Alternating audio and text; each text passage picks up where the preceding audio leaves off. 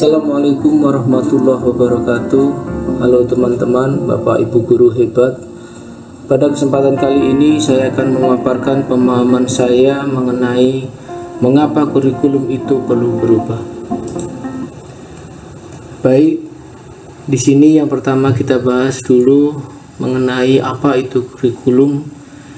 Sebenarnya belum ada pengertian kurikulum yang mengikat, meskipun kurikulum sering dimaknai sebagai keseluruhan pengalaman belajar murid dan juga titik awal sampai titik akhir pengalaman belajar murid, serta kurikulum itu diibaratkan juga sebagai jantungnya pendidikan. Jadi jika jantungnya lemah, maka proses penyaluran darah jadi tidak lancar dan bisa berakibat fatal. Nah, seperti itu juga dengan kurikulum. Apabila kurikulum itu lemah, maka proses pendidikan juga tidak akan berjalan secara optimal. Lalu, di sini ada 4 komponen dalam kurikulum ini menurut Ralph Tyler dalam bukunya The Basic Principle of Curriculum.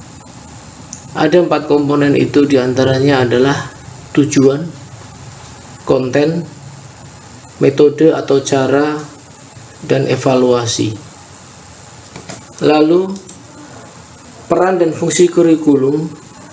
Nah, di sini ada beberapa hal tentang peran dan fungsi dari kurikulum. Yang pertama yaitu mewariskan nilai dan budaya masyarakat yang relevan dengan masa kini. Kemudian yang kedua, mengembangkan sesuatu yang dibutuhkan saat ini dan masa depan. Selanjutnya, menilai dan memilih sesuatu yang relevan atau kontekstual sebagai kontrol sosial. Berikut kurikulum yang baik adalah kurikulum yang sesuai dengan zamannya. Jadi kita tahu bahwa murid-murid kita sekarang ini hidup di zaman di mana teknologi itu semakin canggih, dan kita sebagai guru dituntut harus selalu mengembangkan diri kita untuk mengikuti perkembangan zaman. Nah, begitu juga kurikulum yang diterapkan di sekolah kita itu hendaknya adalah kurikulum yang sesuai dengan zamannya saat ini. Lalu, mengapa kurikulum perlu dirubah? Setidaknya ada beberapa hal yang menjadi isu kekinian tentang alasan mengapa kurikulum itu perlu dibuat. Yang pertama yaitu perubahan iklim global, kemudian teknologi digital, lalu industri multinasional, serta transformasi budaya. Nah, inilah setidaknya isu kekinian yang menjadi latar belakang perubahan kurikulum itu sendiri. Kita tahu bahwa kurikulum itu bersifat dinamis dan terus berkembang atau diadaptasi sesuai konteks dan karakter murid demi membangun kompetensi sesuai kebutuhan mereka kini dan masa depan. Selanjutnya, 3 pilar pendidikan diantaranya adalah orang tua, masyarakat, dan sekolah. Orang tua menjadi faktor utama dalam pendidikan anak. Perannya sangat sentral untuk memiliki anak-anak di rumah, kemudian masyarakat, lingkungan sekitar, dan juga sekolah. Adapun hal-hal yang perlu diperhatikan dalam mengembangkan kurikulum itu diantaranya adalah kebutuhan pendapat pengalaman hasil belajar dan kepentingan murid. Nah, inilah yang bedanya, hal-hal yang harus diperhatikan ketika kita akan mengembangkan kurikulum. Selanjutnya, mengapa kurikulum itu perlu diadaptasi? Beberapa hal yang mengharuskan bahwa satuan pendidikan itu harus mengadaptasi kurikulum yang ditentukan oleh pemerintah. Di antaranya adalah konteks satuan pendidikan yang beragam. Lalu, keadaan sekolah dan sekitar yang berbeda. Yang ketiga, inilah yang menjadi fokus kenapa kurikulum yang dibuat pemerintah harus diadaptasi oleh satuan pendidikan itu sendiri, yaitu murid yang berbeda-beda.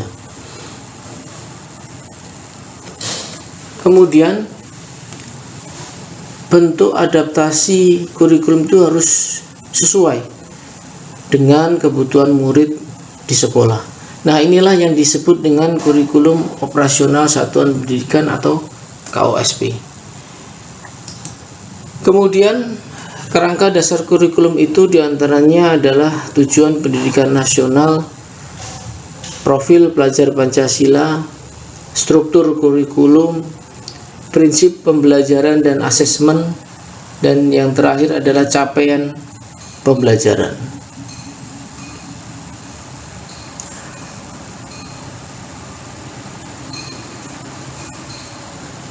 Di mana sekolah juga bisa mengintegrasikan isi sekolah dalam KOSP itu sendiri. Keanekaragaman latar belakang dan kemampuan murid merupakan tolak beradaptasi kurikulum operasional satuan pendidikan guna memastikan setiap murid akan berkembang sesuai dengan zamannya.